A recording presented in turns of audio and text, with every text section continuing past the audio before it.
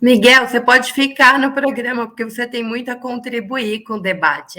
Eu vou ficar. Né, a gente tem que eleger Lula, gente, mas também o Fórum Sindical, ele é um programa que ele tem um foco voltado para o debate das pautas, né, da classe trabalhadora. E aí a gente não pode parar na eleição, a gente tem que discutir a eleição e o que a gente vai fazer depois de ganhar isso, né? Porque este país está completamente destruído. Como é que a gente reconstrói isso? Então, a gente vem fazendo esse debate. A gente fez um debate muito valioso semana passada sobre segurança pública. Já fizemos alguns com a Tereza Campelo sobre política pública, sobre a questão social, essa questão premente da fome no país. Nós vamos trazer o Quioro aqui para discutir saúde, SUS, e hoje a gente vai trazer uma galera que manja muito, né, de política industrial e da perspectiva da classe trabalhadora. Para variar só um pouquinho, o Teseu vai me deixar na mão, ele está lá em Minas Gerais, no meio do comício. Se ele quiser, ele entra e a gente vê um pouquinho do calor do comício com ele. Mas os meus convidados já estão aqui. Então, bem-vindo, bem-vinda, bem-vinde a mais um Fórum Sindical, esse programa da Revista Fora, em parceria com os sindicatos petroleiros Norte Fluminense. Gui, eu acho que o Walter já chegou, o Clemente já chegou e o José Maria já chegou. Bota meus convidados aí. Ei, tudo bem? Walter, Clemente, como estão vocês? Boa noite, Maria Fro, Walter, prazer estar com você aqui, quanto tempo, Miguel. Boa noite, Fro, boa noite, Miguel, boa noite, Clemente. Boa noite. Faz muito tempo que eu não vejo o Walter, estou com saudade do Walter. O Walter é um parceiraço, assim, com uma experiência muito grande, né? Eu não sei se vocês sabem, mas para além da carreira metalúrgica e de dirigente internacional que ele tem, o Walter foi secretário geral da Industrial Union, Global Union, né? Um sindicato, enfim, do campo da indústria que é global. Mas ele também é um dos grandes mentores da comunicação da classe trabalhadora, porque ele dirigiu a TVT, né? Ele teve na sua criação, na fundação. Eu lembro do Walter. Né? Quando era tudo mato, né? Tudo mato. Quando era tudo mato, exato. A gente está na comunicação independente quando era mato, né? Quando o Twitter era mato, o Facebook era mato, enfim. Os blogs então, eram mato. Tudo era mato. O Walter, o Clemente está sempre com a gente, né? O Clemente é assessor do Fórum das Centrais Sindicais, é um pesquisador que vem há muito tempo pensando não apenas esse tema que a gente vai discutir hoje, mas a incidência da participação social, e especialmente sindical, e de como se dá, né, essa organização e essa disputa. Ô, Walter, eu queria começar a nossa conversa, eu não sei cadê o Zé Maria, daqui a pouco ele chega. Eu ia começar acabou de chegar. Acabou de chegar. Oi, Zé, boa noite, tudo bem? Tudo bom e vocês? Tudo tranquilo? Boa noite, Zé. Tudo. Boa Gente, noite, Miguel, o Zé... Boa noite, Walter. Boa noite, Clemente. O Zé oficialmente agora aparece como candidato a deputado federal.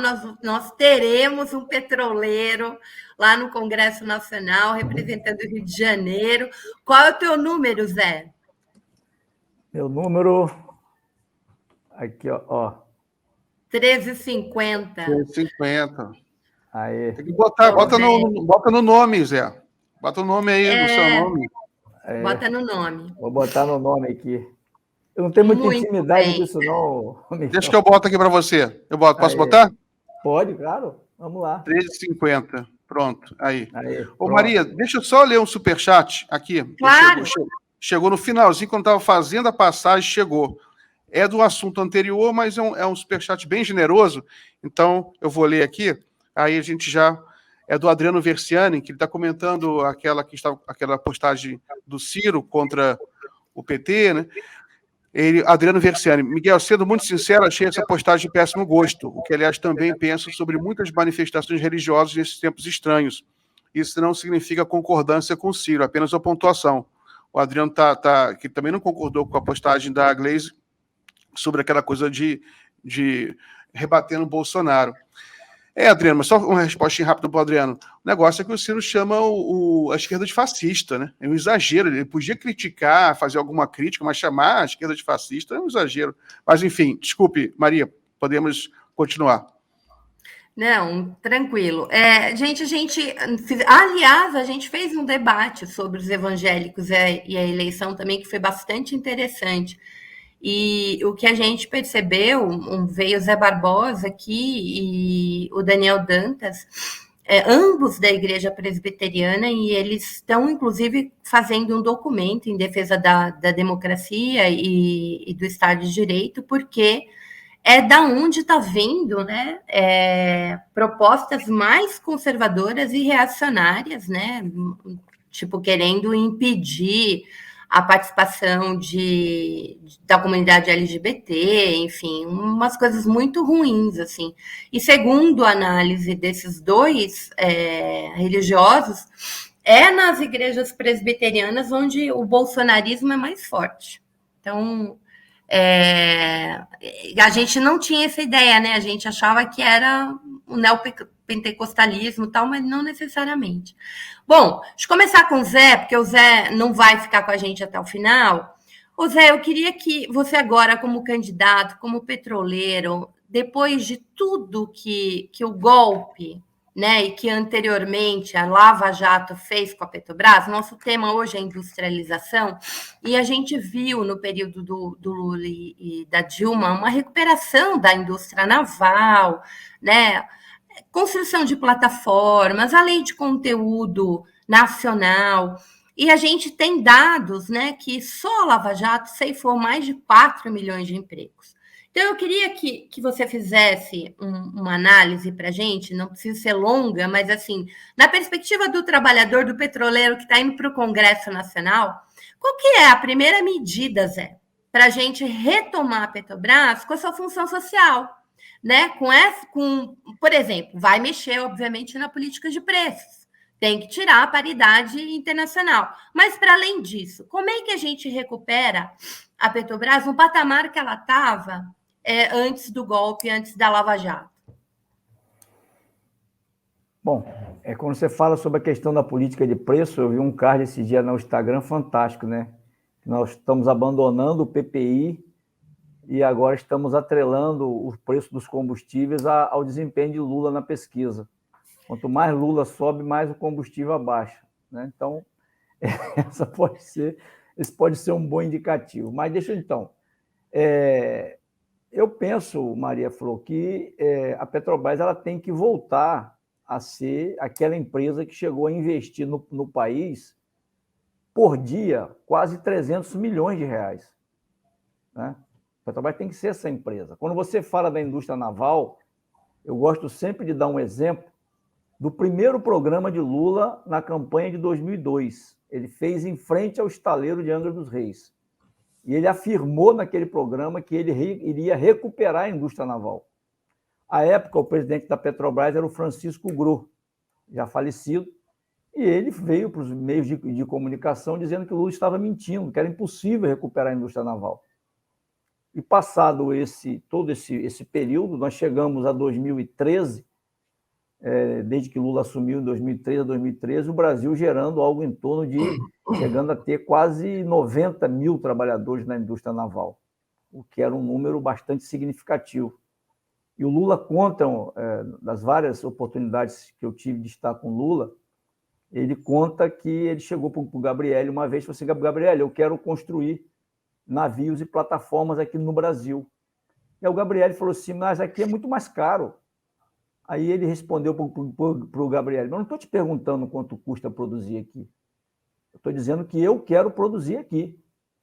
Com o passar do tempo, nós vamos ter ganho de escala e o nosso custo, o investimento vai diminuindo a cada dia que passa.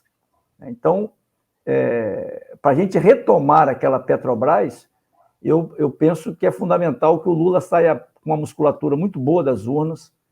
A vitória dele no primeiro turno, para nós, é fundamental. A eleição de uma bancada de parlamentares também robusta é importante.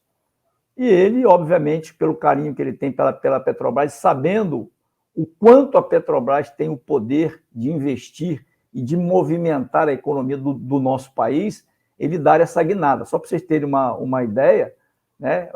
Óbvio que o Clemente, o Walter devem saber disso melhor do que eu, a Petrobras reduziu seus investimentos em 75%. É muito dinheiro para um país que necessita da presença do Estado como fomentador, né, da sua capacidade produtiva. Eu quero concluir dizendo o seguinte: a gente lembra, eu lembro muito bem, todos nós lembramos, no início da pandemia, nós não tínhamos condição nem de achar máscara e álcool gel.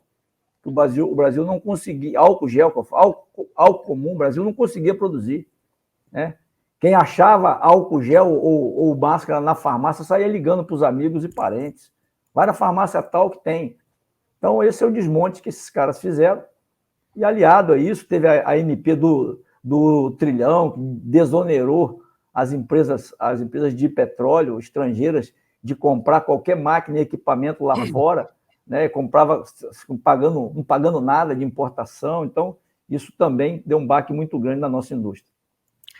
E o investimento na tecnologia, né? Porque na pesquisa científica, eu me lembro, e eu não sei como é que está isso, mas a gente vê também na Eletrobras houve esse mesmo movimento, né? Começa as campanhas de privatização, o primeiro ataque é naquilo que garante o que a gente segure, né, esse desenvolvimento industrial de maneira soberana.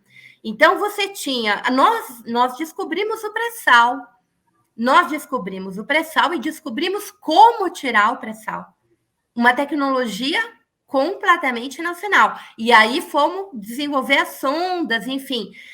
As pessoas não têm muita noção disso, gente, mas a cadeia do petróleo, ela gira em torno de mais ou menos 300 produtos. É uma coisa muito grande, né? O ataque da Lava Jato não foi à toa, quando a gente olha que as duas maiores cadeias que nós tínhamos da produção industrial, a construção civil e a indústria do petróleo, foram alvo delas, né? A gente estava com empresas nacionais da construção civil no mundo todo. Então, assim, eu vou colocar o Walter Sanches nessa conversa, porque, Walter, tem uma coisa que eu queria, da sua experiência da Industry Wall, que você contasse um pouco para as pessoas, porque, assim, eu sonho um pouco da gente ter um dia o patamar da Alemanha, no sentido da participação dos trabalhadores, né? Se a gente tivesse, por exemplo, uma Petrobras que não tivesse uma trabalhadora como representante do conselho da Petrobras, essa palhaçada toda seria bem mais difícil. Então, eu queria que você contasse um pouco como é que por exemplo, os conselhos das empresas alemãs, e se essa é uma forma da gente começar a se inserir, brigar um pouco, para que a gente mude esse patamar da representação dos trabalhadores, e quais canais para a gente poder incidir efetivamente na política, né, econômica. Porque a questão que a gente tem dos sindicatos, o pessoal fica muito na categoria, né, nos ramos, na defesa desses interesses. Os petroleiros, eles têm uma incidência da defesa do interesse nacional. Toda a briga dos petroleiros vai além da categoria. Então, eu queria que você contasse um pouco essa sua experiência na industrial para as pessoas entenderem que pode ser diferente. E por que um Estado como o alemão é um Estado que é ponta de lança da indústria 4.0, por exemplo, enfim, e que é bastante desenvolvido. Como é que a gente faz? É com direito aos trabalhadores, né? É possível fazer isso? Então, no caso da Alemanha, é uma lei, né? Eles têm desde 1948, a lei foi emendada ao longo do tempo, a lei de cogestão, que eles dizem, né? E lá, os conselhos de administração, qualquer empresa com mais de 2.000 trabalhadores tem que ter necessariamente um conselho de administração com representação paritária dos trabalhadores, eleito pelos trabalhadores, né? Eu mesmo fui membro do conselho da Daimler por 10 anos, né? E onde a gente podia, além de nomear a direção executiva da empresa, né, a gente os trabalhadores interferiam nas decisões estratégicas de investimento da empresa. E faz toda a diferença, claro, porque os trabalhadores eles participam, os sindicatos e a central sindical, que é única lá, né, a DGB, participa das diretrizes de política industrial do país, mas participa a nível de empresa também. Então, cada empresa tem os trabalhadores interferindo nos rumos da produção e, obviamente, buscando conteúdo local, né? Não tem leis como tem, por exemplo, na China, mas o fato de estar essa capilaridade dos sindicatos dentro dos conselhos das grandes empresas faz com que a indústria seja um pilar fundamental no caso do desenvolvimento da Alemanha, né? Se a gente tivesse essa coisa na Petrobras já foi, o Zé acabou de falar aí, o programa de investimento da Petrobras, ele chegou a representar, né, em valor agregado, toda a sua cadeia produtiva, 12% do PIB nacional, só a Petrobras. E Sim. Agora a Petrobras está indo na contramão das indústrias petroleiras no mundo. O ano passado, quando eu estava ainda lá no Industrial, nós fizemos um estudo junto ao INEP, que fez o estudo para a gente, né, sobre as tendências, né, da transição energética global, e todas as empresas petroleiras, inclusive, uma parte dos investimentos agora estão sendo para se transformar numa empresa de energia, para ir para os renováveis, né? E a Petrobras está indo no sentido contrário. A Petrobras biocombustível, está entregando refinarias, ou seja, ela está querendo realizar lucro imediato para acionista externo. O Walter, a gente vai voltar nesse assunto, mas temos breaking news aqui. O Miguel vai nos contar uma boa notícia. Saiu o Datafolha. Bora lá, Miguel. Saiu o Datafolha. É boa notícia, né? O Lula não caiu, mantém uma distância muito confortável, de 15 pontos. O Bolsonaro cresceu, né? Ele cresceu 4 pontos. Deixa eu até conferir se é isso mesmo. Ele tinha 3 pontos. Ele cresce 3 pontos. Já era esperado, né? Ele já cresceu um pouco em outras pesquisas, mas o Lula está bastante na frente, está com 47. Isso aí eu não converti ainda para votos válidos, mas provavelmente é vitória no primeiro turno. Está acontecendo o que os analistas já esperavam, que é uma consolidação do cenário, uma antecipação do segundo turno para o primeiro turno, né, com os candidatos tendo mais ou menos uma pontuação próxima ao que eles teriam no segundo turno, e os indecisos e os outros candidatos todos minguando. O Ciro está com 7%, ele caiu, né? Ele tinha 8%, agora está com 7%. Então você tem aí ainda esse fenômeno que o Ciro está minguando, mas em vez de migrar para o Lula, está migrando um pouquinho para o Bolsonaro, o que eu interpreto que o Ciro está perdendo as primeiras franjas de eleitores do Ciro, as franjas mais reacionárias, que ele está cultivando muito, que ele fica só atacando o Lula, estão indo para o Bolsonaro, mas a maioria dos eleitores do Ciro são lulistas, então vai haver um segundo momento aí, uma segunda migração mais próxima das eleições, que deve ir para o Lula, né, segundo as pesquisas. Então é isso, Fro. O básico é isso, né? Lula firme, 47, vitória em primeiro turno. Então, essa notícia aí, evidentemente, traz um grande alívio para todos os apoiadores do ex-presidente Lula, para todas as pessoas que defendem o campo democrático. Espero que a gente vire essa página. É uma boa notícia, né, para a gente fechar a semana tranquilo. Semana que vem a gente tem o Coimbra aqui. Você pode ficar um pouquinho com ele, Miguel, para debater um pouco. Deixa eu te perguntar, antes de você ir, você quer perguntar algo para o Sanches ou para o Zé? Quero sim, quero perguntar sobre a questão.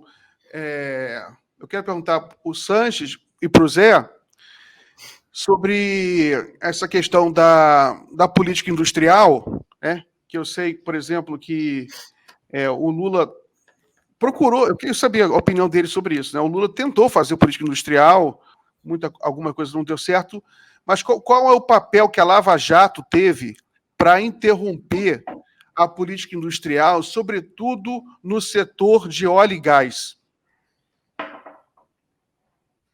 Zé, começa? Não, posso começar. A Lava Jato, ela destruiu 4 milhões de empregos, foram 176 bilhões de reais que foram deixados de ser investidos no país. Só para a gente ter uma ideia, quer dizer, a Petrobras hoje já contratou 14 plataformas para entrar em operação até 2026. 14 plataformas.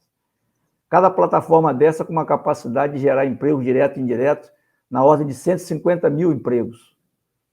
Cada unidade dessa com a capacidade de agregar ao PIB nacional 7 bilhões de reais. Todas elas vão ser construídas ou na Coreia, ou em Singapura, ou na China. Né?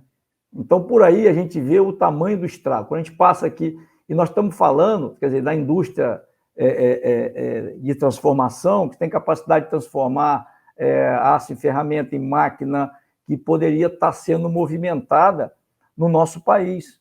E que, infelizmente, isso não vai acontecer. Então, nós, inclusive, da Federação Única dos Petroleiros, eu não sou mais coordenador, mas por coração, né? Eu que fui coordenador dessa federação por 6 anos, eu me sinto ainda um representante dela. Nós já colocamos para o Luiz Mercadante, colocamos para o próprio Lula, que é importante que algumas dessas unidades, ele ganhando a eleição, venha para cá, porra. Tem alguns estaleiros que podem ser colocados em movimento rapidamente, né? Nós já reaprendemos a fazer. Não teve aquele ato enorme como da vez passada, né? Nós estamos vivendo um hiato, né, menor, mas que a gente consegue retomar. Então, esses são alguns dos números que nós temos aqui da Lava Jato e que, enfim, eu ainda tenho muita esperança de ver o Moro e o Dallagnol e a turma dele na cadeia. Zé, aproveita e tenta responder essa questão do Sérgio Serel, que ele diz o seguinte: Fro, eu acredito que se a gente olhar direitinho, as recentes privatizações dá para reverter legalmente, boa parte delas, especialmente na Petrobras. Mas quais as chances reais dessa reversão acontecer? Acho que passa primeiro por eleger um Congresso que apoie, né, uma PEC que vá fazer enfrentamento a essas grandes corporações, minha gente, porque a Petrobras, né, foi apropriada aí, e embora o governo ainda tenha uma boa parte das ações, a gente perdeu. Se imaginar o que é você fechar a primeira refinaria que foi construída no país, né? Você vender, privatizar para um grupo da Arábia, enfim. Então, eu queria que você comentasse um pouquinho sobre isso e passo para o Sanches e coloco o Clemente na conversa, claro. Na realidade, nós não temos mais uma grande quantidade de ações, né? O governo hoje ele tem 50,26% das ações com direito a voto. Se eu não estou enganado nos números, é muito pouco assim o que o governo tem para ter maioria, né? Então, isso é o que acontece. De fato, apesar da gente ter maioria, quando a gente pega, por exemplo, a composição, estava vendo o Sanches falar sobre os conselhos, né? Quando você pega a composição do Conselho de Administração da Petrobras, é um horror. Ali dentro você tem de tudo, menos gente que defenda o Estado, né? O acionista majoritário, que é o governo federal, já teve 8 cadeiras, hoje só tem 6. Porque os acionistas minoritários engoliram 2. E nós, trabalhadores, temos uma. Eu já fui conselheiro de administração e para nós é colocado uma série de restrições. A gente não pode participar do conselho de remuneração, não pode participar disso, não pode participar daquilo. Ou seja, eles nos engessam de uma tal maneira que fica muito difícil você atuar, né? Então, esse eu penso que é um detalhe. Agora, a reversão desse processo, o professor Berkovic, ele disse que pode ser feito, né? O governo pode chegar lá, numa canetada, e fazer. Porque na linha de raciocínio dele, que eu concordo em parte. Tudo isso que foi feito, que foi doado, foi fruto de um processo fraudulento. Portanto, isso deve ser feito. Se nós lembrarmos do primeiro discurso que Lula fez, depois de sair da prisão, ele diz: olha, quem está comprando os ativos da Petrobras, a gente pode ter que vocês têm que devolver. Né? Então, essa é uma linha. O Gabriel, ele já tem uma outra linha. Ele diz o seguinte: olha, eu não conheço, ele fala, eu não conheço em lugar nenhum do mundo quem pegou os ativos de volta e não pagou nenhum valor a título de indenização. Essa é uma linha. Inclusive, ele pega como exemplo o que aconteceu no episódio Brasil e Bolívia, né? Que o Evo Morales, né, restatizou aquilo que tinha para ele restatizar, mas indenizou a Petrobras, pagou alguma coisa a Petrobras, para a Petrobras sair. Né? O preço foi, já acordaram o preço lá, mas pagou.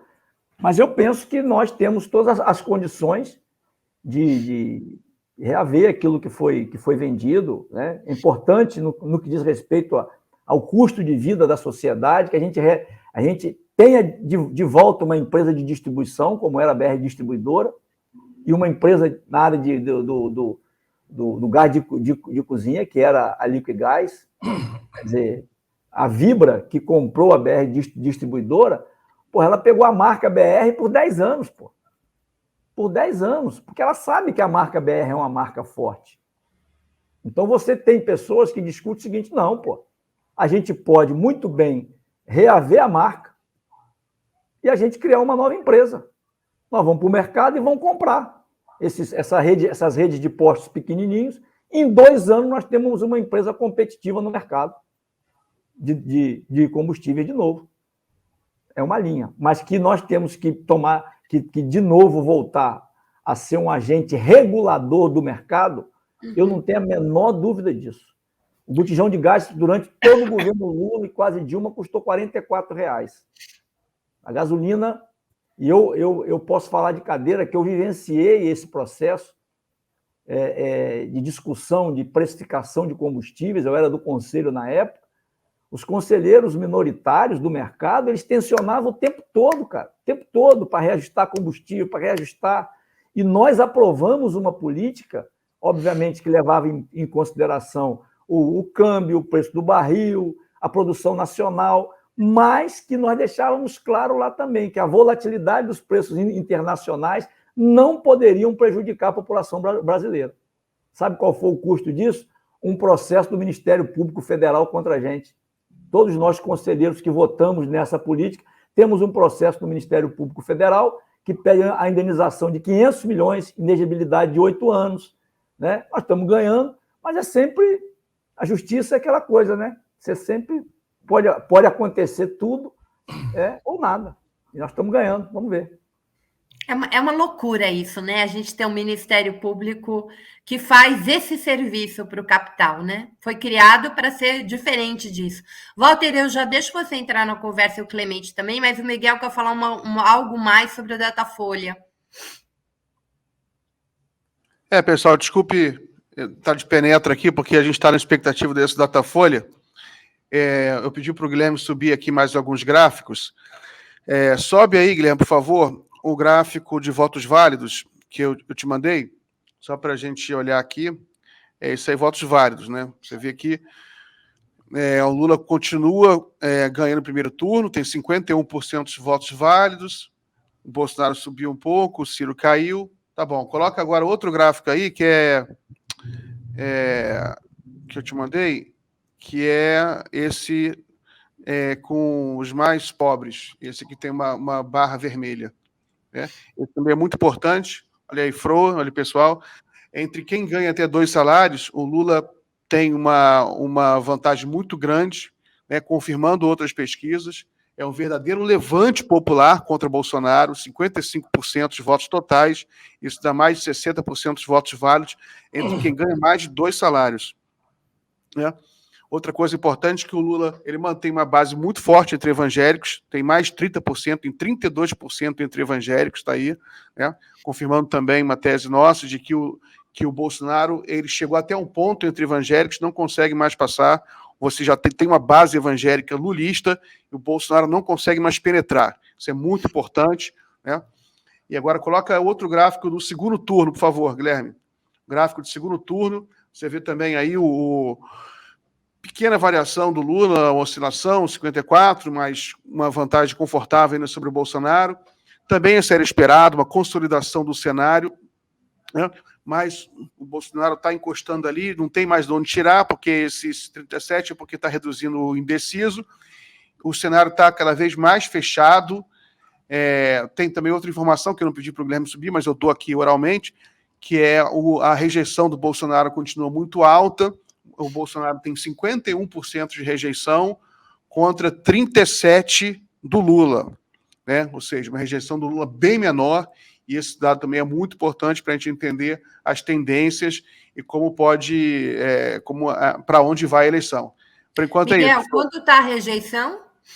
A rejeição do Bolsonaro está 51%, e a do Bolsonaro está 37%. Não, a do Lula. A do Bolsonaro, 51%, e a do Lula, 37%. Ele diminuiu a rejeição, né? Frei Miguel, deixa eu só dar um pitaco aqui. Eu fui candidato, e o Walter também, e o Clemente, eu fui candidato em 18 e sou candidato de novo agora em 22. Assim, é absurdamente diferente o sentimento das ruas. A gente chega, né, e em 18 eu já fiz isso, o meu material era todo eu com Lula. Eu falei, não vamos negar a nossa origem, né? E havia uma resistência muito grande até pegar o material. Hoje, as pessoas, antes da gente entregar, as pessoas perguntam, é do Lula? É, então me dá, eu quero. Então, assim, é uma diferença impressionante, impressionante. Eu tenho falado com meus companheiros, essa eleição é uma eleição que vai ser decidida na rua. Na rua. O candidato que quiser ter chance de ganhar a eleição tem que ir para a rua, dialogar com a população, ouvir a população. Completamente diferente. E esse gráfico que o Miguel coloca aí, das pessoas que ganham até 2 salários mínimos, é exatamente isso. As pessoas que falam de Lula e tudo, você vê que são aquelas pessoas humildes que estão o custo do alimento, o desemprego, e elas têm a lembrança de Lula. Tem alguns que falam, não, ele roubou, como todo político, mas ele fez. É o Maluf, né? Era o Maluf, né? É o rouba mais faz, né? As pessoas se lembram disso, né? Então, esse sentimento está muito forte na população de baixa renda. Eu não deixo ninguém falar que o Lula roubou na minha frente. Não deixo. É uma questão de honra para mim, sabe? Só assim, ele ficou 580 dias preso e não tem uma única prova. Todos os processos contra ele anulados, né? O Lula tem que processar esses canalhas que fizeram isso. Né? E eu vejo que a classe trabalhadora que não tem acesso à justiça, né? Elas sabem que justiça é para rico, elas sempre falam isso, que o Lula precisa, mesmo sendo todos os processos anulados, que o Lula precisaria processar. Eu vejo um carteiro que vem aqui em casa de vez em quando, ele fala assim, mas ele não processou. Eu falei, mas vai processar, tem que processar. Porque é uma coisa assim da destruição da honra, que é uma coisa muito forte para o Lula, né? O Lula não saiu do país, ele não foi para nenhuma embaixada, tal, porque ele tinha isso que a classe trabalhadora tem.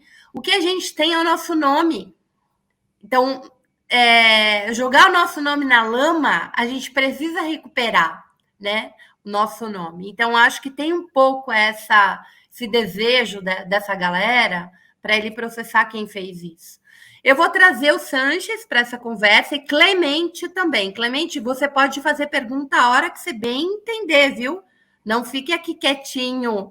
O Miguel está enlouquecido com ele. Hoje a gente política industrial. Desculpa a invasão. Desculpa a invasão. Só para que o pessoal entra, ajuda a manter a audiência. O pessoal entra aqui, vê o gráfico do Lula lá na frente. Mas daqui a pouco eu tiro. Eu boto aí, depois eu tiro. Mas você quer falar mais alguma coisa sobre esse gráfico? Não. O gráfico já fala por mim. Pode falar. Tá bom. Sanches, vamos voltar a essa conversa da recuperação industrial, que a gente hoje tem um cenário de grande mudança, né, no sistema produtivo. Eu vi as diretrizes da chapa Lula e Alckmin, tinha até separado algumas coisas. O Zé Maria já entrou nesse exemplo, né, da época da pandemia, a gente que tinha fábricas de vacina aqui no Brasil, né? Lula reconstruiu todo o Instituto Butantan, a Fiocruz ganha prêmios internacionais, né? Nós somos assim um país, gente, complexo de vira-lata da elite, nega isso, mas é uma grande mentira. Nós somos um país com grande desenvolvimento de cientistas. Nós temos universidades de excelência. Praticamente todas as vacinas contra a Covid tinha pesquisador brasileiro. Então, essa é uma coisa que a gente precisa retomar, né, que tem um pouco a ver com a nossa autoestima, que a gente é capaz de produzir. Nas diretrizes está a reconstrução e fomento do complexo econômico da industrial da saúde, né?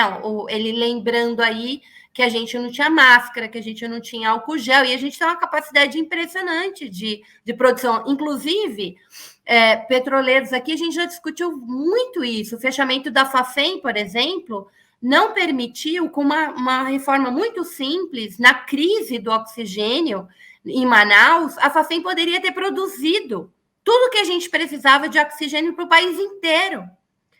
Então, eu queria, Walter, que a gente voltasse a isso, né? O que tem que ser foco, pensando nessa reestruturação produtiva do capital, neste capitalismo de plataformas, nesse desenvolvimento tecnológico. Você estava falando das sondas sendo produzida na Coreia e tal. As indústrias de automobilística que fecharam aqui poderiam estar produzindo vagão de metrô, de trem. Por que a gente não faz isso, né? Tínhamos plantas que poderiam ser adaptadas. Então, eu queria que você discutisse um pouco isso, porque você é um cara que, no mundo inteiro, né? Você fechou acordos, você organizou os trabalhadores no setor industrial. Traz para a gente algumas das experiências que foram bem-sucedidas nesse sentido, Walter. Então, uma das coisas que aconteceu durante a pandemia foi exatamente isso, né? Muitas empresas fizeram reconversão industrial para poder atender a emergência de produção de insumos para combater a Covid. Então, nós tivemos várias empresas que nós fizemos acordos globais, empresas têxteis que passaram a produzir máscara, passaram a produzir indumentária médica, né? Assim como empresas químicas que fizeram reconversão para produzir álcool gel, né, e outros insumos médicos e aparelhos, etc. Então, assim, é uma questão, assim, eu acho que o Lula, ele está dando um sinal muito claro. Ele teve semana passada na Fiesp, iniciou ontem a campanha pela Volkswagen, dando um sinal claro da centralidade da indústria para o processo de desenvolvimento. Agora, nós não podemos ser saudosistas e pensar que nós vamos criar uma indústria como a que foi de 60 anos atrás, né? O mundo está se transformando, e eu acho que teriam três grandes, que, aliás, figura no programa de governo do Lula, que são três grandes veias de investimento e que a gente pode pensar que tem uma grande capacidade de gerar empregos, investimentos e desenvolvimento tecnológico. É o complexo da saúde. Hoje nós estamos... a área de equipamentos da saúde são dominada por multinacionais, Siemens, GE, né? É uma área que a gente pode desenvolver bastante, até porque nós já temos uma infraestrutura implantada, como fábrica de vacinas, etc. O outro é a área de energia, né? Assim, a Petrobras pode ser a grande empresa de energia, como todas as petroleiras, como eu falei anteriormente, estão se transformando em empresas de energia para aproveitar os renováveis, porque os renováveis, já desde 2017, já são mais baratos, por exemplo, que o carvão térmico, o carvão mineral, né? E daqui a pouco vai ser mais barato do que o óleo, né? E ainda vai demorar um pouco mais para o gás, mas, quer dizer, tem que ter um investimento em energia. E tem outros potenciais, por exemplo, hidrogênio, né? A CNI, semana passada, essa semana, né, divulgou um estudo sobre o uso de hidrogênio verde, né? O hidrogênio, ele tem essa capacidade de apesar de que você gasta energia para produzir hidrogênio, mas ele tem uma capacidade de geração de eficiência energética que é o dobro dos combustíveis que a gente conhece, inclusive os renováveis normais. Então, se a gente produzir hidrogênio e construir uma infraestrutura para hidrogênio, né, nós podemos ter uma grande possibilidade de substituição.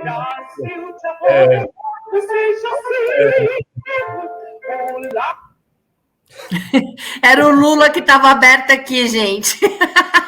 Desculpem. Então, assim, a área de energia é uma questão que pode, assim, ter um campo imenso para trabalhar, né? E, sobretudo, a maior parte das emissões de poluentes, o Brasil está numa situação confortável, porque tem uma matriz energética baseada em hidrelétrica, né? E com o uso do etanol e do biodiesel, ele já tem muito menos emissões do que os países, por exemplo, do norte hemisférico, né? Então, mas mesmo assim existe uma possibilidade enorme, porque o aumento do uso de energia, até por conta da digitalização da economia, ele é crescente, então vai precisar de energia, e se a Petrobras for essa empresa estruturante de energia, pode ser um outro veio de... E por fim, o outro grande área que pode ser de geração de política industrial para poder geração de desenvolvimento é a infraestrutura. Sobretudo, a infraestrutura que vai ser demandada para a implantação das redes 5G. Porque o 5G ele vai transformar também uma série de outras coisas.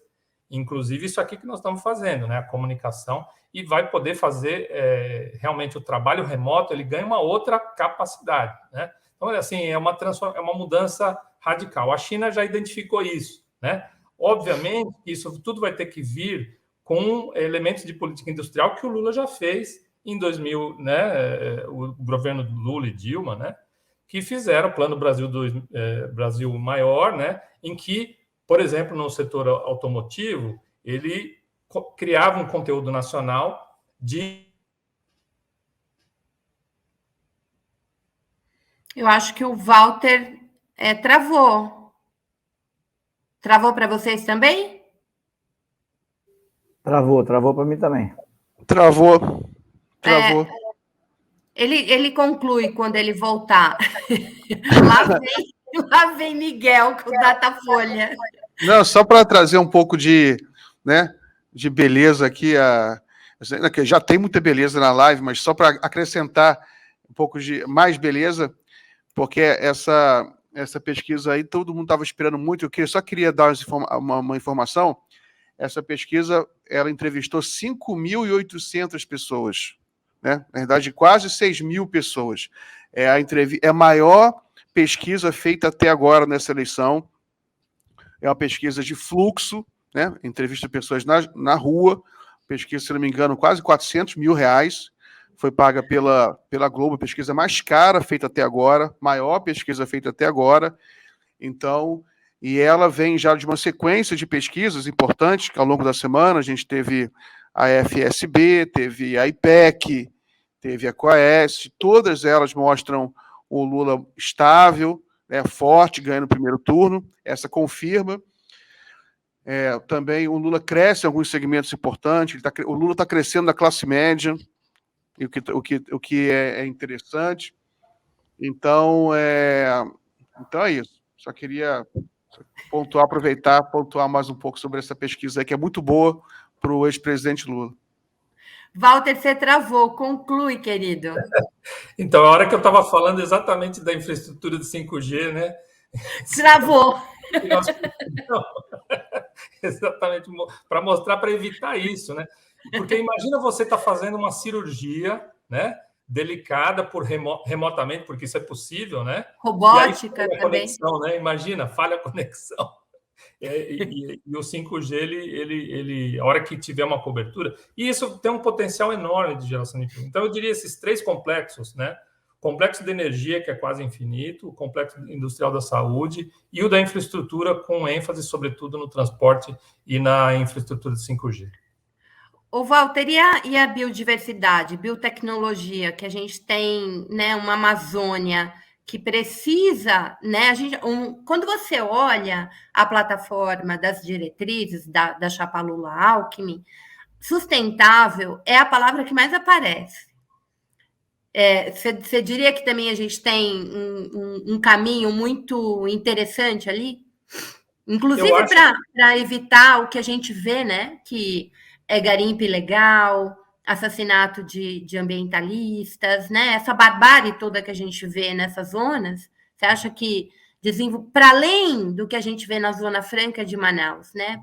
Para dar a identidade que aquela região pode ter, em termos de biodiversidade, de pesquisa, farmaco, enfim. Então, eu acho que sim, sobretudo a produção agroecológica de alimentos, né, e de fármacos também, isso tudo é possível fazer, porque eu acho que existe um pouco de mito sobre o peso do agronegócio, né, porque ele é responsável por uma parte importante da pauta de exportações, mas, na verdade, nós estamos falando de produção extensiva, né, de soja para alimentar boi. Vamos, né? Não estou dizendo que não seja importante, que as divisas não sejam importantes para o país, mas o que sobra para o país em termos de emprego, desenvolvimento, arrecadação de impostos, etc., é muito pouco face ao tanto de terra que é utilizado para isso, né? Água. Que, na verdade, a água, né? E é para concentração de renda, basicamente, né? Quando nós poderíamos ter um choque de oferta de produtos agroecológicos, né? Eu fiquei feliz de ver que, por exemplo, uma prefeitura como a de Londrina fechou um acordo com o MST aí para utilizar 100% de produtos orgânicos na merenda escolar de Londrina, uma cidade média, segunda cidade maior do Paraná. Então, eu acho que esse tipo de experiência pode se espalhar pelo país, tendo um governo que seja indutor disso. Eu tive em Maricá e eu fiquei muito impressionada, né? Em Maricá a gente vê as praças com produtos orgânicos e tem a gestão do MST, e o que sai dali vão para os restaurantes populares, comida orgânica vendida R$2. Você tem tantas experiências interessantes. O Haddad fez isso com o MST, comprava arroz orgânico e suco orgânico para merenda escolar. Um impacto positivo na saúde das pessoas, né? Das crianças? Das crianças, da população em geral, né? Sim. É uma coisa que a gente discutiu muito aqui, né? Com esses 33 milhões de pessoas passando fome, a imensa maioria são de famílias negras e crianças de até 10 anos. Então, a gente imaginar que nós saímos do mapa da fome e ter entrado no mapa da fome, a gente não está condenando só o presente, né? A gente está condenando o futuro. Crianças sem proteína.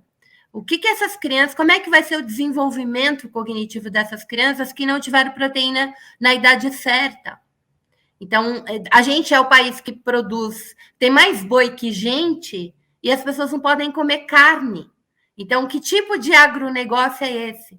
Clemente, qual é o sindicato, Clemente, que precisamos ter para a gente fazer esse processo de reindustrialização do Brasil que seja sustentável e socialmente responsável, que aumente massa salarial, que garanta os direitos trabalhistas, que faça metalúrgico ser o que já foi, né? O metalúrgico comprava casa rapidinho. Tranquilo, olha lá o nosso presidente que tinha seu apartamentinho em São Bernardo do Campo. E agora, o que a gente vê nessa cadeia? As pessoas se achando empreendedor, né? E sofrendo pra caramba. Como é que a gente organiza a classe trabalhadora e que modelo de sindicato a gente precisa para isso? Bom, eu acho que essa questão quem tem que responder é o Sanches. Ele que olhou no mundo todo isso. Essa pergunta é ótima e eu passo para o Sanches. O Sanches que tem que dar algumas diretrizes de como é que ele está vendo essa mudança. Eu acho que é muito importante. Eu prefiro ouvir o Sanches aí. Sanches, você fala e o Clemente te faz, então, outra pergunta. Mas é sério, gente. Como é que a gente... Sanches, eu fiz um curso da GLU sobre cadeias globais e se falou muito, né, dos acordos globais vinculantes, por exemplo. Você participou de alguns. Eu acho que talvez uma saída sejam essa, porque quem está no mundo desenvolvido, né, os compradores, a gente estava falando, eu conversei com você na aprovação da devida diligência na Europa. Gente, só para a gente não ficar falando em código aqui, né, a legislação da devida diligência na Alemanha é uma legislação que prevê, né, você olhar toda a cadeia de suprimento. Então, por exemplo, a Mercedes e o banco de couro, da onde vem esse couro? Ele vem do Mato Grosso do Sul, então olhar se essa cadeia tem trabalho escravo, qual é a garantia dos trabalhadores que fornecem isso. Então, a devida diligência, em teoria, nos ajudaria a coibir o trabalho escravo, o ataque aos direitos humanos, sociais, ambientais. Então, eu queria que o Walter, então, fale um pouco como é que se organiza globalmente esses trabalhadores. E aí, Clemente, você não vai fugir, não, porque você vem escrevendo sobre isso, eu quero sua percepção sobre isso. Então, essa lei da devida diligência da Alemanha, né, que já existe na França, existe uma semelhante na Noruega, né, a União Europeia está formulando uma, ela vai entrar em vigor em 2023, né? Então, esse é o ano de preparar para poder implantar. Qual é a grande diferença? Porque nós temos esses acordos marco globais com grandes empresas multinacionais, né? No caso do Industrial, os sindicatos globais, em geral, têm acordos com grandes empresas multinacionais. No caso do Industrial, eram 52 empresas globais, das maiores, né? E tinha um alcance para em torno de acho que 10 milhões de trabalhadores diretos dessas empresas e uma estimativa de 30 milhões de trabalhadores na cadeia produtiva. Só que qual é a diferença, a mudança qualitativa nessa lei de diligência alemã?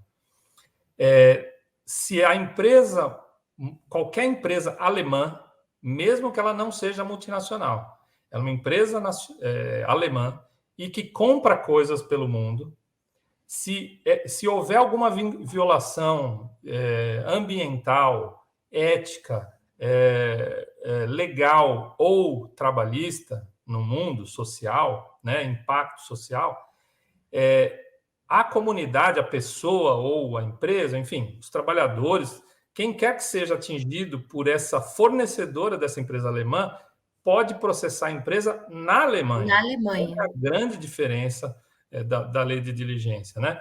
É uma coisa que pode se auxiliar também, porque, na verdade, seria importante, e eu sei que o Industrial Brasil, né, meu companheiro Aroaldo, que é o presidente do Industrial Brasil, que é uma iniciativa da CUT, da Força Sindical, o que realmente pode falar um pouquinho disso, se uniram para formar essa instituição, tem buscado interlocutores com empresários para dizer, olha, nós não...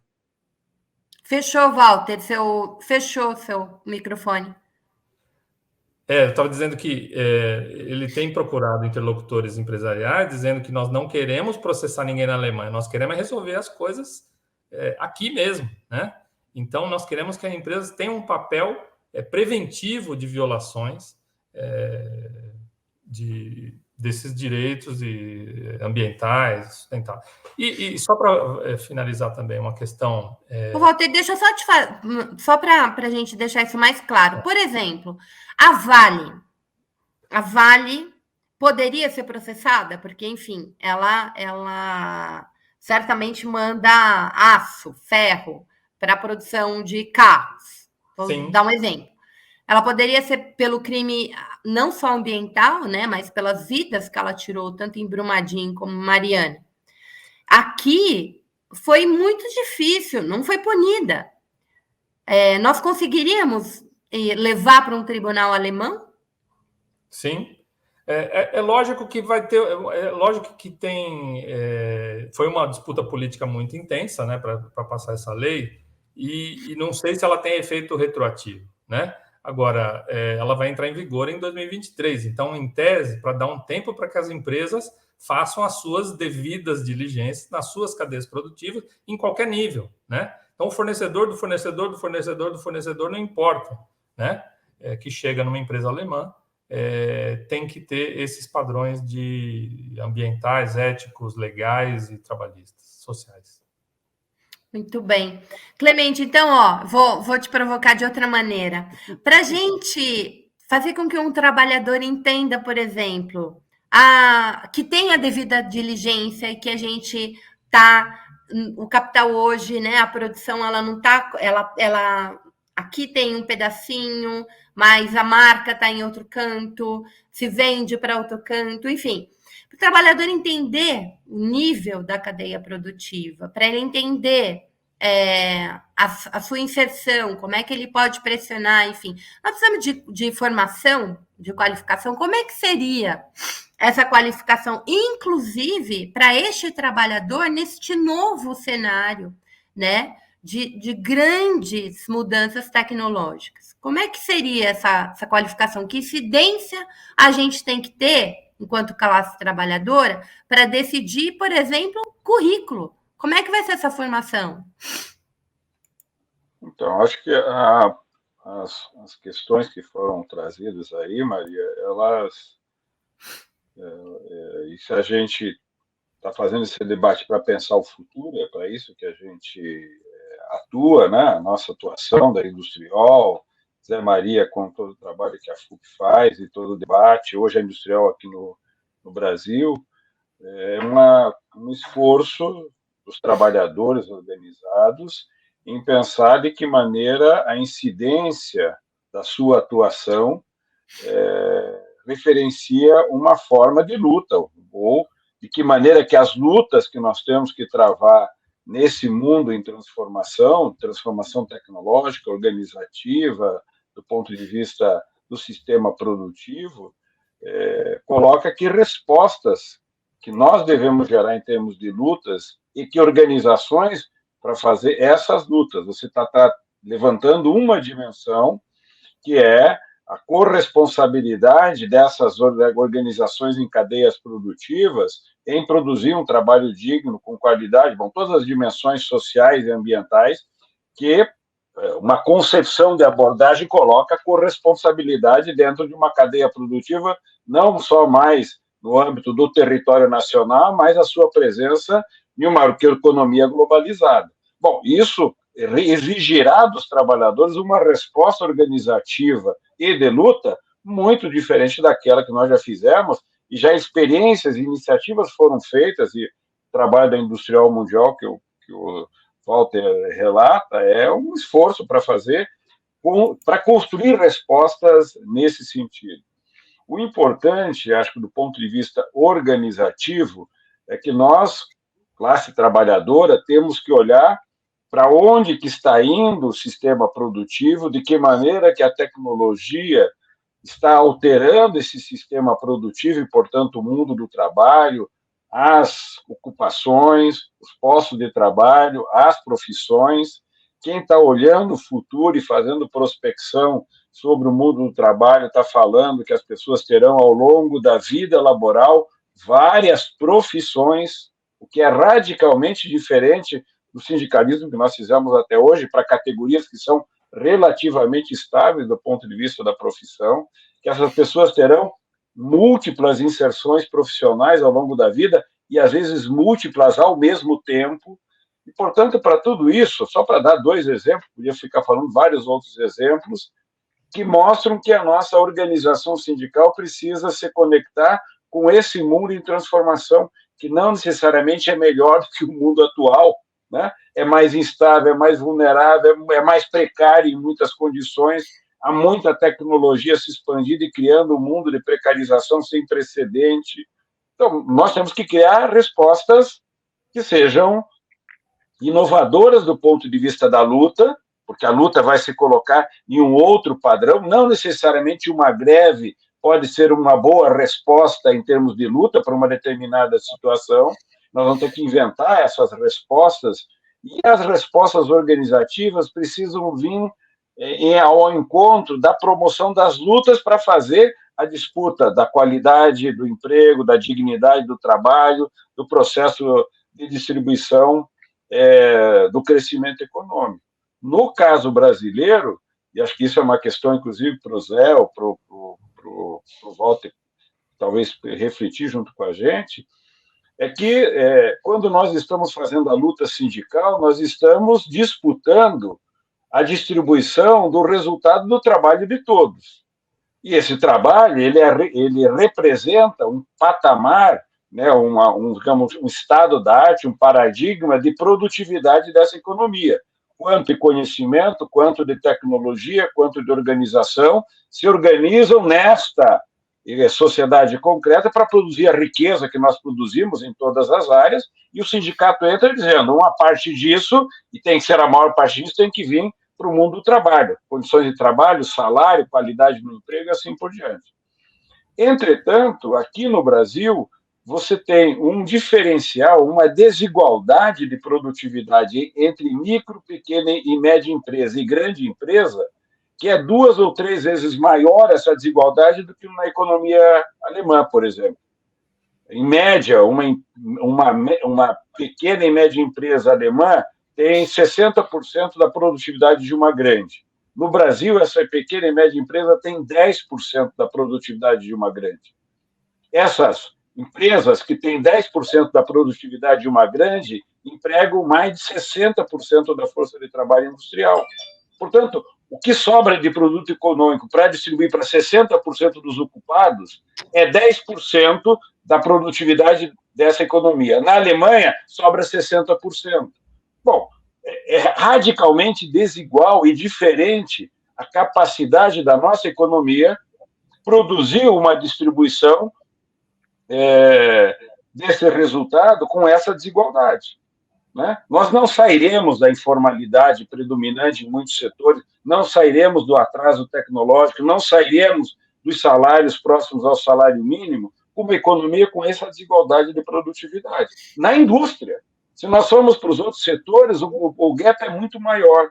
Então, a questão e a Petrobras, por exemplo, como uma grande empresa, o Zé pode lembrar a estratégia que tinha de incrementar a qualidade da produção de micro, pequenas e médias empresas fornecedoras da Petrobras. Por quê? Porque isso é a base para a gente dar um salto do ponto de vista do desenvolvimento econômico. E, evidente, nós precisamos ter, como classe trabalhadora organizada, por isso, por exemplo, a Industrial faz toda uma reflexão sobre qual é o futuro da indústria do Brasil, desenvolvimento. Ou seja, nós precisamos qualificar a nossa percepção de futuro e colocar a nossa proposição do ponto de vista da organização do mundo do trabalho. Agora, é fundamental que a gente compreenda que a capacidade de nós produzirmos uma organização sindical que responda por promover qualidade nos postos de trabalho, incremento dos salários, melhoria da qualidade dos empregos, está diretamente correlacionado com a nossa capacidade, enquanto nação, enquanto país, de produzir um desenvolvimento sustentável do ponto de vista social, econômico, macroeconômico, produtivo, ambiental. E isso é essencial. Se nós não colarmos essas duas dimensões, nós não teremos uma resposta para o mundo do trabalho que seja a que nós construímos. Hoje, o Brasil se coloca como um país que tem uma estratégia de reprimarização da economia, o que significa que nós, cada vez mais, voltamos a ser um país que produz produtos primários, exportamos esses produtos, extraindo minérios ou produzindo alimentos em grãos, mas a industrialização e a transformação que agrega valor a essa produção não é feita mais nesse território. Nessa estratégia, não cabe uma economia com postos de trabalho com mais de salário mínimo. Bom, se esse é o nosso projeto, nós estamos indo bem, porque nós estamos empobrecendo essa economia, destruindo a nossa indústria e fazendo uma economia de baixos salários. É esse o nosso projeto? É claro que não é o nosso projeto, mas para isso é uma mudança radical do ponto de vista da estratégia de desenvolvimento econômico, que é uma outra estratégia, e aí os nossos desafios serão hercúleos. Como fazer essa mudança num contexto que está posto, e talvez aí o Santos possa trazer também uma reflexão, que é se há uma oportunidade se abrindo no mundo porque o deslocamento da base industrial para o leste asiático e, portanto, uma perda de musculatura, de tecido industrial nesses países, na Europa, nos Estados Unidos, parece que vem sendo revertido porque os países perceberam, e a pandemia foi muito responsável por isso, que a destruição do tecido industrial nesses países conduziu, de um lado, a uma incapacidade de responder, a uma incapacidade de produzir empregos de qualidade e uma capacidade, um aumento da fragilidade da soberania dos países. Foi o caso do enfrentamento da pandemia.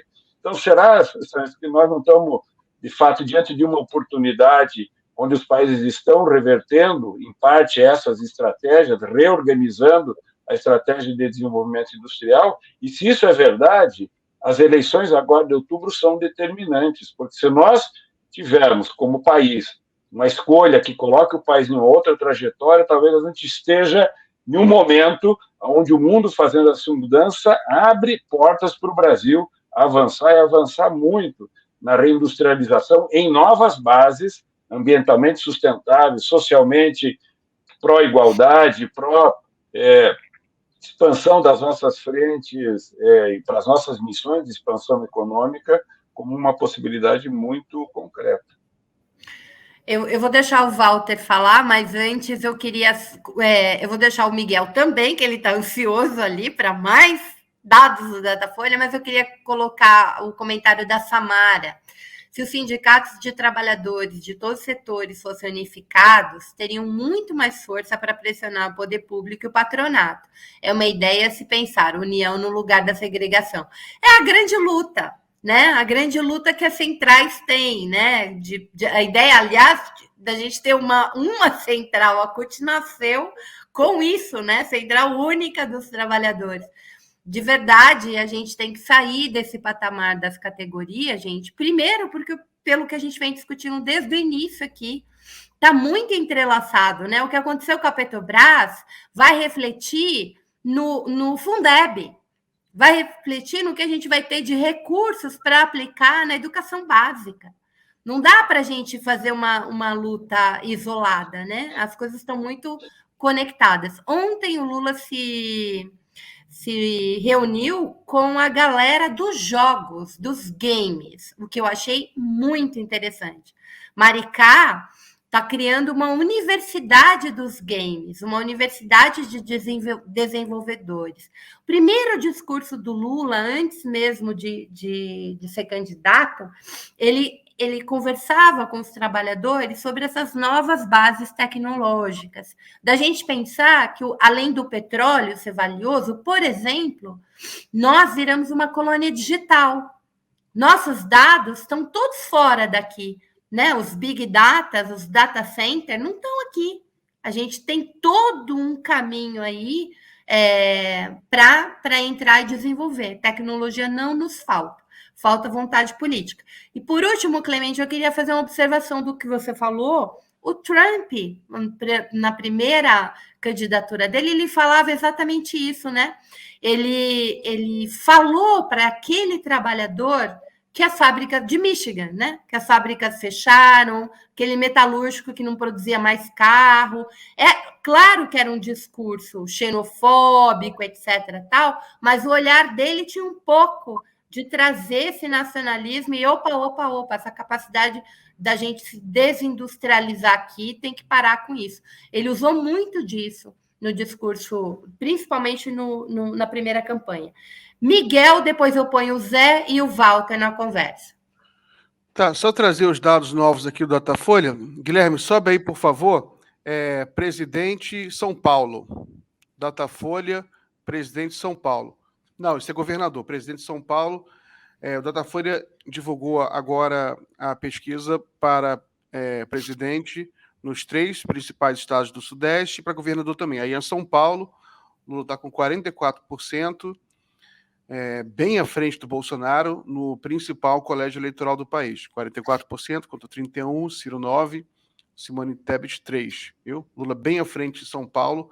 Agora coloca aí presidencial Rio de Janeiro. Rio de Janeiro, Lula com 41% contra 35% do Bolsonaro, 7% do Ciro Gomes. Simone Tebet 3%. Também Está com uma diferença razoável. Hoje, por exemplo, foi divulgada uma pesquisa da Coesc, eles estavam empatados com 39, né, os dois, se não me engano, acho que foi isso, 39 no Rio de Janeiro. Agora, na Datafolha, com uma pesquisa maior, Lula bem à frente, 6 pontos à frente. Agora, coloca aí Minas Gerais, por favor, presidente Minas Gerais. Minas Gerais, o Lula colocou 20 pontos aí em frente do Bolsonaro. É o massacre da Serra Elétrica, Maria. É o massacre da Serra Elétrica. O Lula está dando, para usar a linguagem aí do Janones, surra de couro. Surra de couro do Bolsonaro. Agora coloca aí governador São Paulo. Por favor. Fernando Haddad também, com uma pontuação muito alta, 38% Haddad, colocando aí também 22 pontos, né, à frente do Tarcísio, uma vantagem grande, o Haddad muito forte. O Tarcísio não está engrenando, a campanha começou já, e ele não está engrenando, ele fica aí parado nesse percentual, que evidentemente é muito bom para o ex-presidente Lula, ter uma base, ter um palanque tão forte em São Paulo. O Garcia, que é governador do PSDB, está ficando para trás, com 11%. Esse é o quadro em São Paulo para o governo. Agora coloca aí, por favor, Guilherme, governo Rio de Janeiro. Governo Rio de Janeiro, está aí.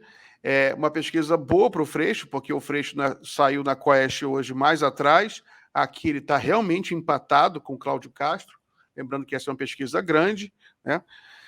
Pesquisa aí, Datafolha, 1.204 pessoas só no Rio de Janeiro. O Cláudio Castro com 26%, Marcelo Freixo com 23%. Empate técnico, né? Então, muito bom para o Freixo isso. Para o Rodrigo Neves não é tanto, porque está com 5%. Se ele não melhorar rápido, o Rodrigo Neves é carta fora do baralho. O segundo turno vai ser Cláudio Castro e Marcelo Freixo. Agora, coloca aí, Guilherme, por favor, governador Minas.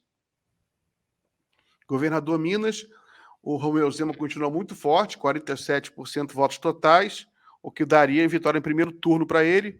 O Calil está com 23%. Né? Agora, evidentemente, que a esperança do Calil ele herdar mais votos do Lula. O Lula está muito forte em Minas, como a gente acabou de ver. O Lula, inclusive, está em Minas agora, né? Está em Belo Horizonte, está fazendo um discurso lá.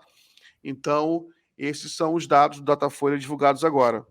Por enquanto é só. Obrigado, Maria. Ok. Eu vou colocar o Sanches e depois o Zé. O Fábio Fernandes, eu não consegui nem entender a sua proposta, né? Sindicato não é indústria.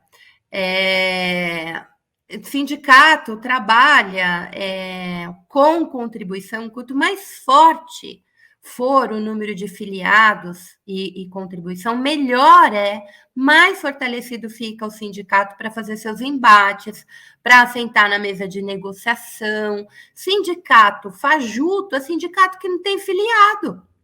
Então, quanto mais, assim, por que no Brasil é tão complicado a gente fortalecer os sindicatos? Primeiro, né, porque a gente está numa crise braba, não só no setor industrial, mas em todos os setores, incluindo os de serviço, que é o que mais emprega, que as pessoas não têm estabilidade, não têm carteira assinada, tem trabalho intermitente, trabalho precarizado. Então, o indivíduo não sobra dinheiro para ele fazer previdência social, vai ver se sindicalizar.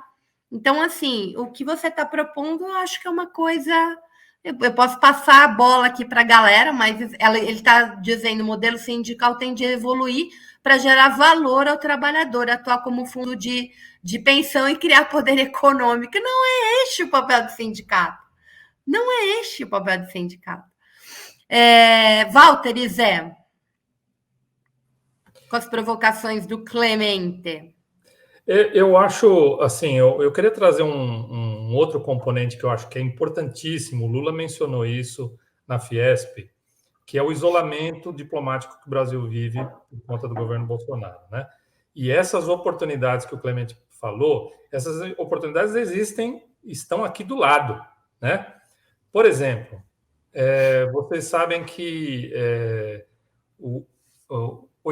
quase 80% das reservas conhecidas de lítio no planeta estão naquele deserto de Uniu, deserto salar de Uniu, na Bolívia, no norte da Argentina e no Chile, né? mais na Bolívia, né?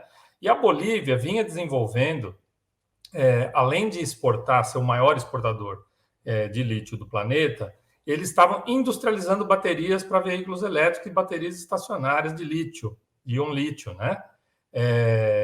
E lá existe um produtor, inclusive, ela fez aliança com uma empresa italiana, uma empresa chinesa para desenvolver essas fábricas de baterias. Já tem 3 fábricas de baterias na Bolívia e tem um produtor nacional de veículos elétricos na Bolívia, privado, né? Então, foi por isso que foi o golpe na Bolívia em 2019. Vocês lembram do Elon Musk falando? Esse homem que tem aí 103 milhões de seguidores no Twitter, que quase comprou o Twitter aí, o pessoal acha ele, né, assim, é um popstar, né? Mas ele é um cara que disse, ó, nós vamos dar quanto golpe nós quisermos, porque ele quer se apropriar da reserva de lítio do planeta, né? Então, assim, o Brasil, com a complexidade e a diversidade do Parque Fabril brasileiro, ele pode ser um grande fornecedor se restabelecer os laços diplomáticos com Bolívia, Argentina e Chile, né? Para explorar essa questão. Esse é um pequeno exemplo. Um outro grande exemplo é a iniciativa Belt and Road, eu não sei como é que se traduz isso, da China, né? Que a China está investindo trilhões aí por vários, lógico, para complementariedade produtiva dela, da China, mas que está fazendo investimentos de infraestrutura, sobretudo de transporte, né? Portos, rodovias, aeroportos, ferrovias em vários países do mundo, e que o Brasil ficou praticamente de fora nessa iniciativa, que pode ser uma atração de investimento. Isso são dois pequenos exemplos de oportunidades que o Brasil pode ter de explorar. E como eu falei, né, o Brasil tem um potencial enorme, porque ele tem vocação já de anos de, por exemplo, biocombustíveis, né?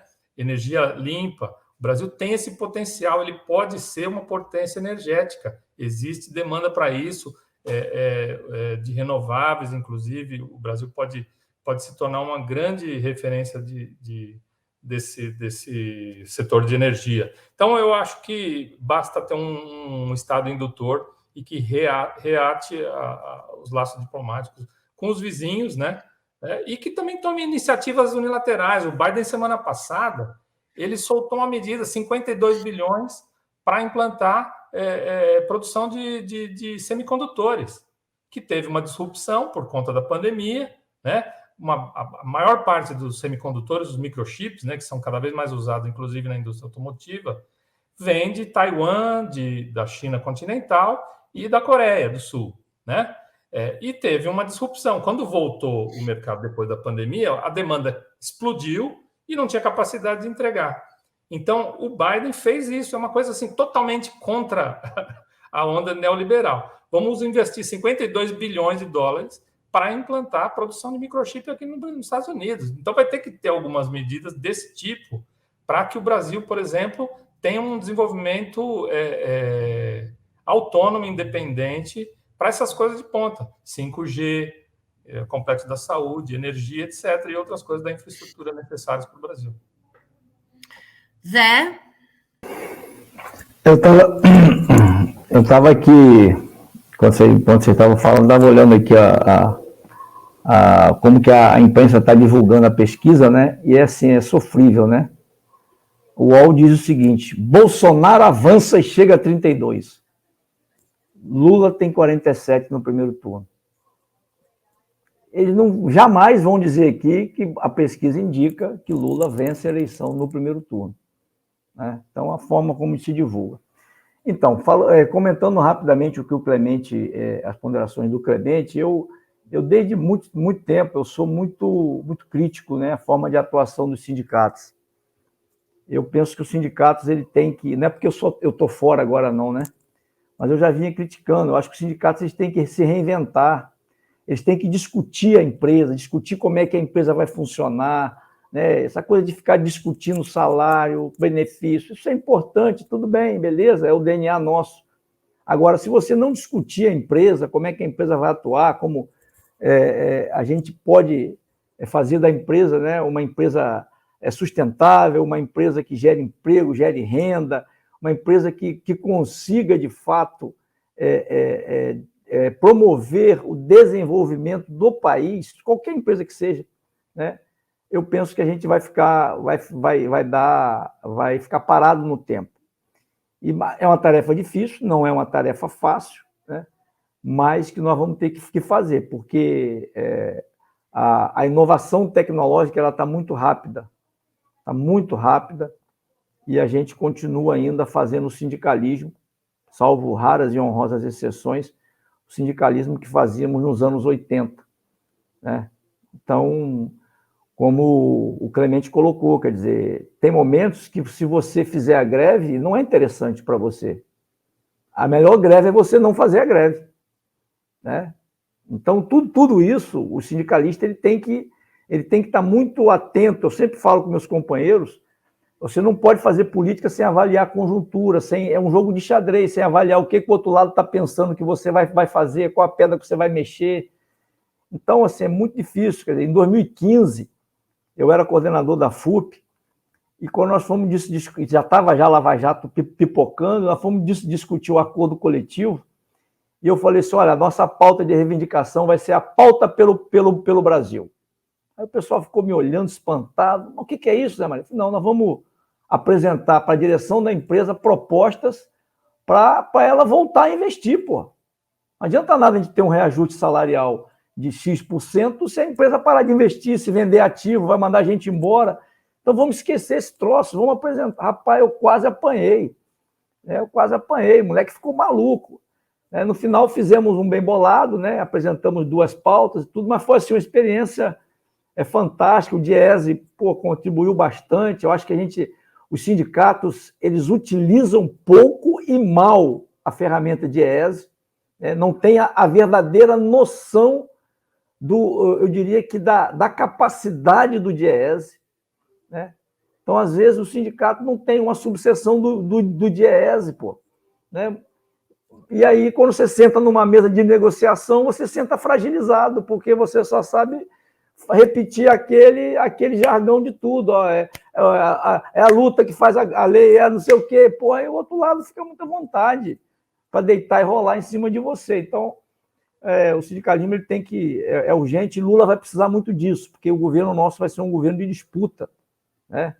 Então, se o nosso sindicalismo se ele não se qualificar, se ele não se reinventar, nós não podemos de novo cometer, eu tenho falado isso para essa turma mais nova, nós não podemos cometer de novo o erro de que, se Lula ganhar, sai aquele monte de sindicalista e vai para a gestão da empresa, e larga os sindicatos com o pessoal que não tem experiência. Não podemos cometer esse erro de novo. Nós já cometemos no passado, não dá para cometer de novo agora, né?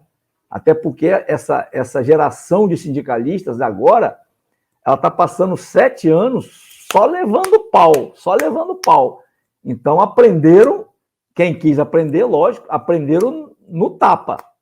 Aprendeu no tapa. Então, agora é hora de botar para fora tudo que aprenderam, tudo que acumularam ao longo desse período de golpe, né? Até passando por esse período aí desse maluco que está no Palácio do Planalto hoje.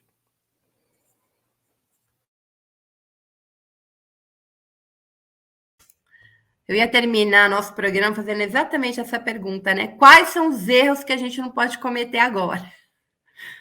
Porque a gente tem que estar muito atento, né?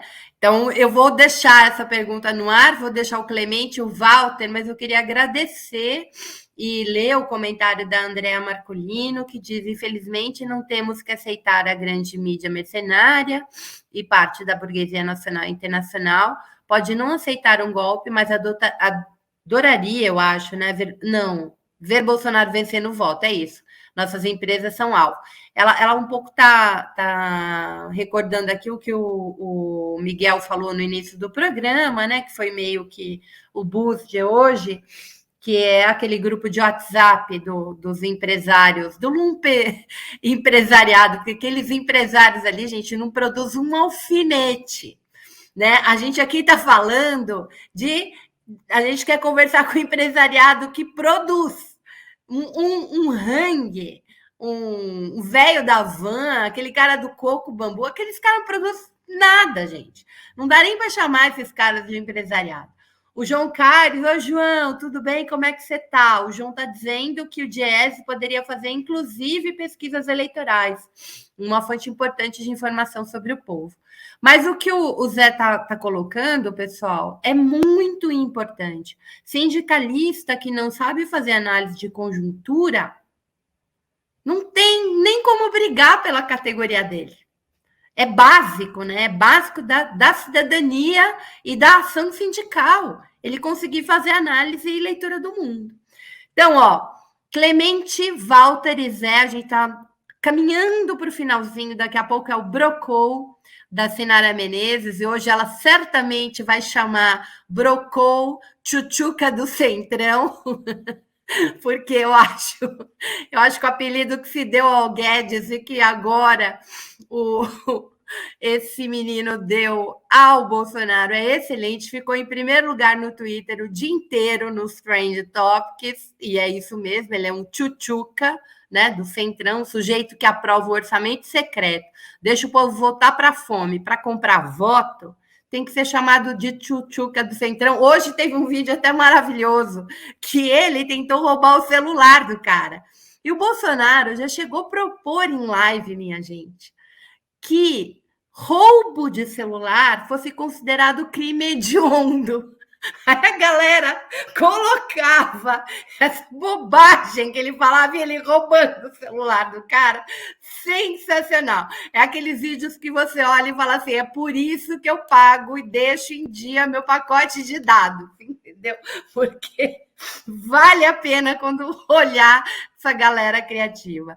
Clemente, Zé e Walter encerra a nossa conversa. E meninos, vocês vão voltar aqui mais vezes, porque a gente... né? Vencido aí essa dura batalha contra esse fascista, as pessoas acham que é só eleger Lula, né? Não. A gente vai ter uma briga danada, uma disputa danada com tantas forças, inclusive do centro, que está nessa chapa para garantir a eleição do Lula. Por último, antes de vocês falarem, deixa eu já ler o Gerson. Tudo passa pela política, por isso é fundamental elegermos pessoas comprometidas com a classe trabalhadora. Zé Maria 1350 é um excelente nome para deputado federal. Ô, Guilherme, bota os superchats aí na tela, que você não está pondo nenhum que eu estou lendo. Que a gente ter amigo é bom, né? Ainda mais um comentário desse, né, Zé Maria? O Sérgio diz, empresariado que, além de não produzirem, vivem à base de empréstimo subsidiado do BNDES, nem para o mercado essa gente serve. E mais, são os sonegadores. O Hang é um dos caras que mais devem para a Previdência. Esses filhos da mãe ficam fazendo a gente trabalhar 40 anos para se aposentar, mas não paga a Previdência. Então, além de tudo, são os sonegadores. Clemente, Zé e Walter, e a gente encerra. Adorei o papo com vocês. Ótimo. Não, só desejar boa noite, desejar sucesso para o Zé, boa campanha, que você veja bem, estamos torcendo aqui por você e trabalhando para que a gente tenha um ótimo resultado nessas eleições. Parabéns pelo trabalho, Maria Flor. Vai, Zé, aproveita, deixa. Não, primeiro, assim, muito bom rever o Clemente, o Sanches, né? Você, Maria, dizer que quando você pergunta assim, qual o erro que a gente não pode cometer, acho que nesse momento é o sapato alto, né? A eleição não está ganha, nós temos que disputar cada voto é importante nós ganharmos e bem. Aí depois que a gente ganhar, a gente vai ver, porque aquela coisa que sempre cobram da gente, e autocrítica, aí depois a gente faz autocrítica a hora que a gente ganhar e ganhar bem. Beijo para vocês. É isso aí, beijo. Walter, querido. Obrigado pelo convite, foi muito produtiva a conversa aqui. Eu espero que a gente tenha essa tarefa, né? Eleger o Lula, governadores, senadores, deputados como o companheiro Zé Maria aí, ter uma bancada forte para poder disputar esse programa do governo Lula, né? Para que ele seja, a gente não perca mais uma década, né, de produção industrial, porque perder investimento estrangeiro direto num período em que grandes transformações na indústria a nível mundial, é perder competitividade e perder desenvolvimento para o futuro, né? Hoje, países semelhantes ao Brasil, como a Índia, Indonésia, Filipinas, Vietnã, México mesmo, estão recebendo muito mais investimento e estão se atualizando. O Brasil está ficando para trás. Então, nós precisamos reverter isso e, para isso, a primeira tarefa é eleger o Lula, governadores, senadores e deputados. Obrigado, boa noite a todas e todos. Muito obrigado, Walter, Clemente, Zé. Muito bom estar com vocês aqui. Acho que a gente pincelou alguns assuntos, mas a gente tem muita coisa ainda para debater e ao longo desse período, não só eleitoral, mas depois que a gente eleger Lula, a gente volta nessa discussão. Semana que vem, galera, a gente está com o Marcos Coimbra aqui. Lembre-se que é a vez que o Marcos Coimbra vem para a gente fazer a análise das pesquisas mensal e também o Arles, que faz a média temperatura da rede, né? O Arles está fazendo um trabalho muito legal de olhar as fake news produzidas pelo bolsonarismo, né? Ver como é, que volume que está isso, quais são as fake news, que nos ajudam também a desmentir. O Bolsonaro chegou ao ponto, minha gente, de essa equipe de bandidos, né? Cataram um vídeo com a Renata Vasconcelos, eles devem fazer isso hoje também, porque vai passar no Jornal Nacional. Cortaram, né, em vários momentos a voz, inverteram o gráfico, colocaram o Bolsonaro com 44% e o Lula com o índice do Bolsonaro e soltaram. Outra fake news muito forte é que o TSE está fazendo campanha para o Lula a partir do QR Code do título eleitoral, e é uma grande bobagem, uma grande ignorância.